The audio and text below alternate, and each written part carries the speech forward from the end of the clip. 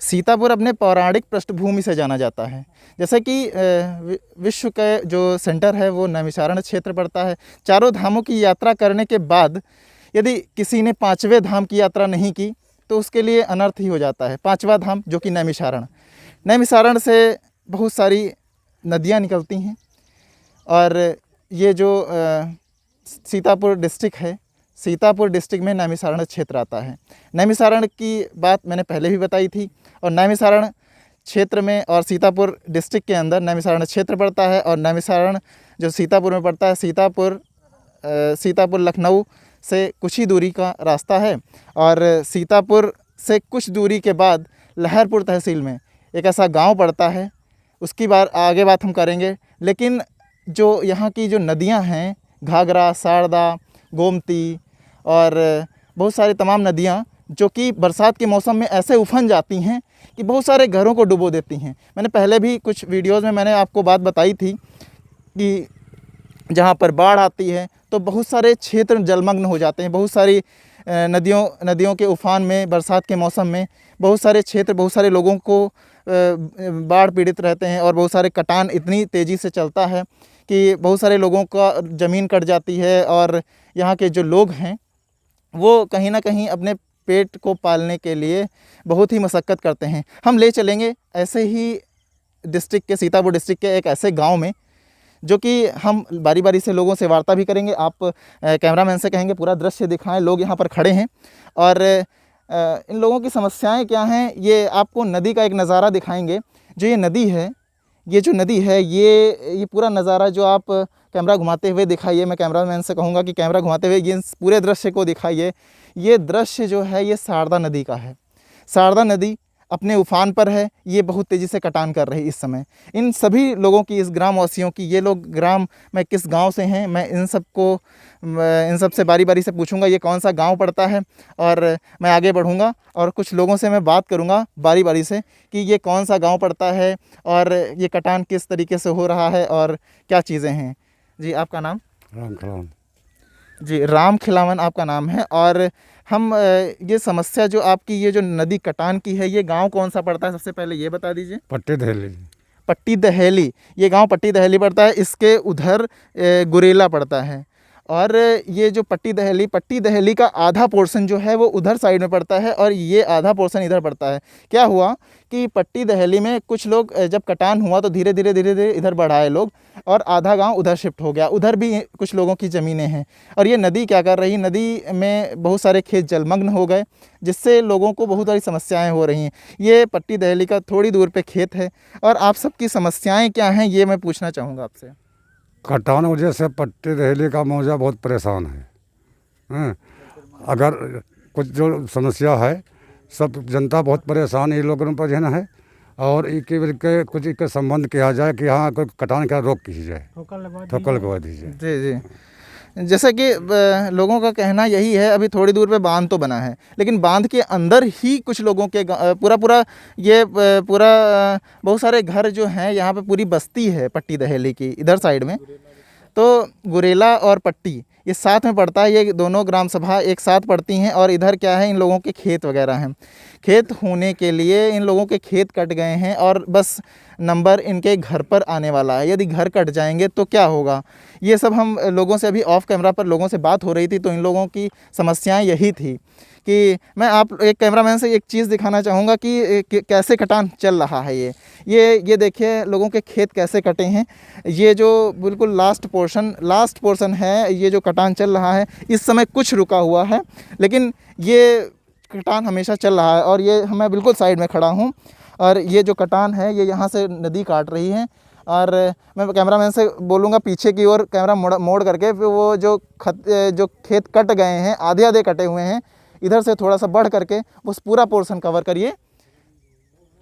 ये आप देख रहे होंगे कि ये अंदर की ओर कटान किया है, आधा खेत कट गया है और आधा खेत कटने के बाद थोड़ी सी नदी मुड़ी है और ये धीरे धीरे सीधी कर रही है नदी अपना रुख। और इन लोगों की यही राय है कि जो दिल्ली में लोग आंदोलन कर रहे हैं उनको तो सरकार बुला करके पूछती है लेकिन इन लोगों की समस्या का समाधान कब होगा। यहाँ पर यदि सांसद की बात करें, सांसद भी नहीं आते कभी। और इन लोगों की समस्या यदि बात करें, सबसे बड़ी बात करें, प्रधानमंत्री कहते हैं कि लाइट की समस्या किसी गांव में नहीं है। मैं इसी गांव की बात कर ले रहा हूं कि इस गांव में लाइट की व्यवस्था नहीं है। और भी हम लोगों से बात करेंगे कि कैसे कैसे क्या क्या समस्याएं हैं। आप मेरा बताना नाम विजयपाल, जी ग्राम पट्टी, जिला सीतापुर में रहता हूँ। हमारे यहाँ कटान जो है बहुत करारे से हो रहा है। इसमें कोई ठोकर वोकर लगवाने की व्यवस्था सरकार करे, और बड़ी समस्या है हमारी। जी, आपका भी कुछ मत है जो कि सरकार को बताने का है कि यहाँ पर कुछ ठोकरें लगवा दी जाएं जिससे ये कटान रुक जाए। हालांकि बांध लगा हुआ है, लेकिन बांध पूरी तरीके से नहीं लगा है। बांध के अंदर जो गांव पूरा गांव जो पट्टी दहली का इधर पड़ता है, उसमें कुछ ठोकरें लगवाने का प्रयास सरकार की तरफ से किया जाए तो ज़्यादा बेहतर होगा। और कोई भाई हमारे साथ बात करना चाहेगा?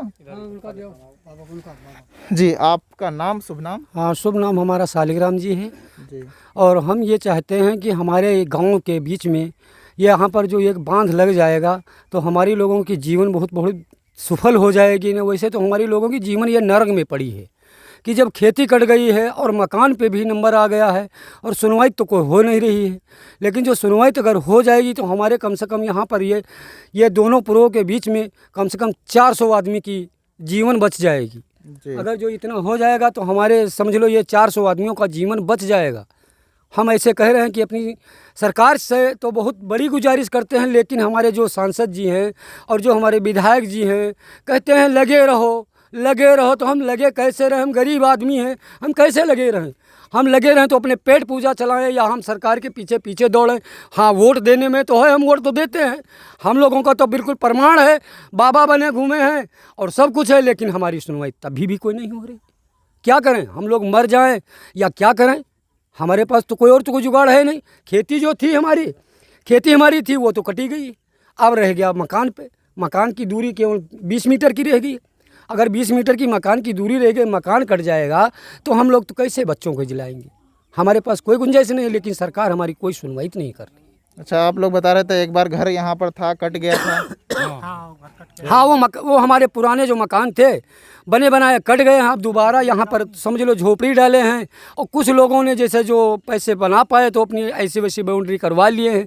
अब उस पर भी कटने की नौबत आ गई है, और हमारे पास कोई तो गुंजाइश है नहीं। जब ज़मीन कट गई है तो मजूरी का सहारा रह गया है कि बच्चे कैसे पालना तो है ही है। बच्चों को पालते हैं तो कैसे न कैसे मेहनत कर दें या मंजूरी करें या कैसे करें। अब ना दिल्ली जाने वाले हैं ना लखनऊ जाने वाले हैं। लॉकडाउन का मामला है और यहाँ नदी भी काट रही है और घर में भोजन भी नहीं है। हमारी पब्लिक तो बिल्कुल त्राहिराम हो रही है। क्या करें?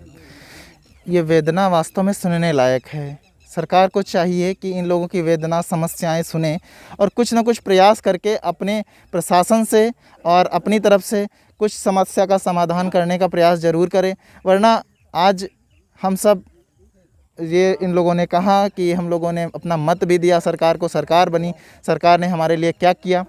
और जैसे कि इन लोगों के घर भी कट गए। अभी मैं ऑफ कैमरे पे बहुत से लोगों से बात कर रहा था कि उनकी एक बिस्वा भी ज़मीन यहाँ पर नहीं बची है, सब जलमग्न हो गई। उनको खाने के लिए मजदूरी करनी पड़ रही, दिहाड़ी करनी पड़ रही। वो सब दिहाड़ी मजदूर हैं। वो लोग ऑफ कैमरा पर रोने तक की लगे, लेकिन हमने कहा मैं पूरा प्रयास करूँगा। हम दोनों के साझा प्रयास से शायद ये आवाज़ दिल्ली तक ही पहुँचे, प्रधानमंत्री तक की पहुँचे, सदन तक की पहुँचे। और मैं हमेशा से इन लोगों के साथ खड़ा हूँ और आप सबके साथ खड़ा हूँ। मैं चाहूँगा यदि कोई और अपनी समस्या का कोई प्रधानमंत्री तक की पहुँचाना चाहता है अपनी समस्या, तो अवश्य आप आगे आइए कैमरे पर और प्रधानमंत्री से क्या कहना चाहते हैं सीधे तौर पे वो आप अपनी समस्या का। लोग इतनी समस्याओं में ग्रसित हैं कि लोग बोल नहीं पा रहे हैं। ये इतनी समस्याएं हैं कि हमें दो, हम आपकी मदद करेंगे। अब जनता मर रही है, ना सांसद को दिखाइया है ना विधायक दिखाइया है, कोई सुनवाई नहीं हो रही।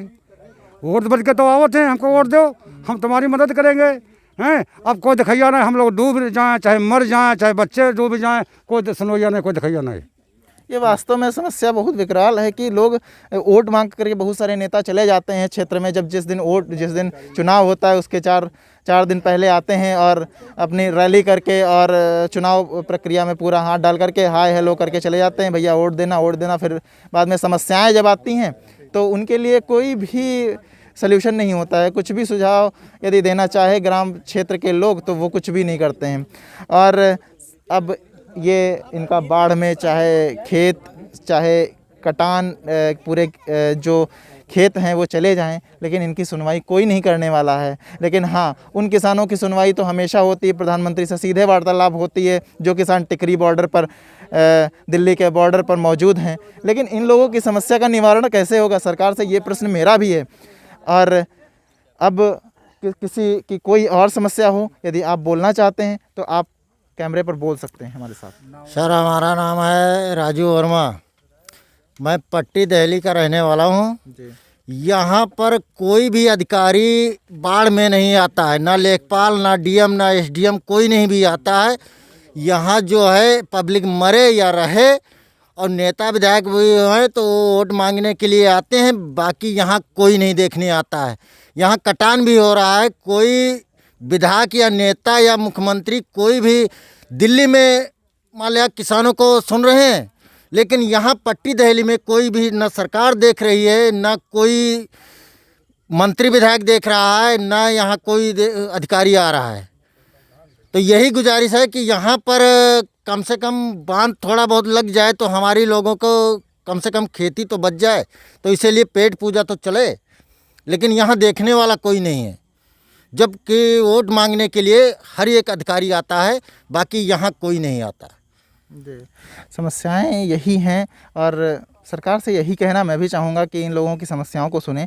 अभी मैं ऑफ कैमरा पर एक लोगों से बात कर रहा था, वो भैया लखनऊ में पढ़ाई करते हैं, एसएससी और आईएएस पीसीएस के लिए पढ़ाई करते हैं, और वो इस समय समस्या, अब खेत कटान आ गया है, उनकी समस्याएं इतनी हैं कि वो घर आकर के चले आए हैं, क्योंकि वो सभी सुविधाओं जो जैसे रहते हैं वो उसका खर्चा नहीं उठा पा रहे हैं। अब वो कैसे पढ़ेगा, कैसे विकास होगा, कैसे व्यक्ति आगे बढ़ेगा, कैसे जागरूकता आएगी लोगों में यदि कोई पढ़ ही नहीं पाएगा। ये व्यवस्थाएं ऐसी हैं जो यदि पढ़ ही नहीं पाएगा तो आगे अधिकारी रैंक पे कैसे चला जाएगा, जो अपने क्षेत्र को आगे बढ़ाने का प्रयास करे। तो यही सब समस्याएं हैं जो कि सरकार को सोचना चाहिए, खुल करके अधिकारियों को भी क्षेत्र में आना चाहिए, समस्याओं का जो सल्यूशन है उसको ढूंढना अवश्य ज़रूरी है। यदि कोई और भी बात करना चाहे तो आप बात कर सकते हैं। लोको शर्मा नाम है मेरा।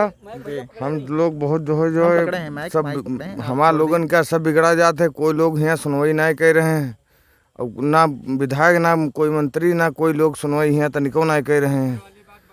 ठीक है, हाँ, और बन जाए बाबूजी तो सब कुछ यहाँ बनवाए दो, हमारे सबकी ज़िंदगी बिल्कुल नरक है, बिल्कुल जिंदा ना है। मैं आपकी बात पहुंचाने की प्रयास करूंगा, और ये जो भी है, और यदि कोई सुझाव जो है वो आप प्रधानमंत्री से कहना चाहें तो हमारे माध्यम से कह सकते हैं। मैं पूरा प्रयास करूंगा कि अधिकारी और आप तक की पहुँचें, और ठोकरों वाली जो बात है वो सभी अधिकारियों से, जो भी लोग देख रहे हैं इस वीडियो को भी शेयर करिएगा आप, और ज़्यादा से ज़्यादा शेयर करिएगा कि इन लोगों की जो समस्याएं हैं उनका निवारण हो पाए। और आप सब भी हमेशा से किसानों के साथ यदि जुड़े रहेंगे तो पेट पालने वाला आप सबका भी यही किसान वर्ग है, जो कि हमेशा से, यदि आप दिन में एक रोटी खाते हैं तब भी आप किसान के लिए हमेशा सोचें और बने रहें हमेशा से।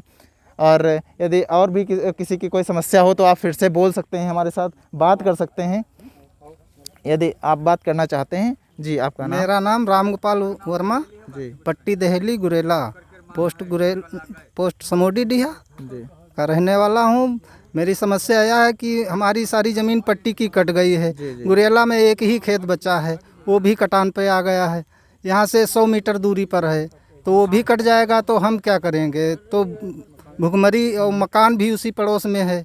पिछले वर्ष कट गया था 4-6 साल पहले घर, अब कैसो बनाए न है गुजर होए बद के, और वो भी कटान में यहाँ आएगा है। बंधा करे अंदर पड़ते, यहाँ कोई सुनवाई होते ना है। हमारे यहाँ जो ठोकर ओकर कुछ लग जाए तो रोकथाम नदी के हो सकते है। ठीक है, चलिए, सबकी समस्याएं कॉमन हैं, और यही यदि समस्याएं कॉमन हैं तो निवारण भी बहुत आसानी से होने का प्रयास किया जा सकता है अधिकारियों और सांसद विधायकों से।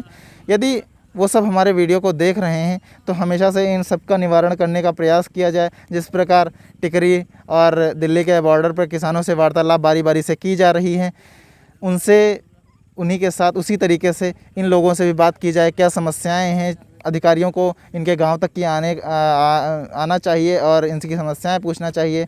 और इसका नज़ारा और जो मंजर है, ये एक बार फिर से कहूँगा कैमरामैन से, ये पूरा नज़ारा दिखाइए जो कि नदी का कटान ऐसे उफान पर है, ये रास्ते कट गए हैं, कैसे आदमी जाएगा। और बहुत सी समस्याओं, ये जितने लोग हमारे साथ खड़े हैं ना, इन सबके खेत लाइन से हैं और इनके आधे आधे खेत कट चुके हैं और इनके पास ज़मीनें नहीं बची हैं।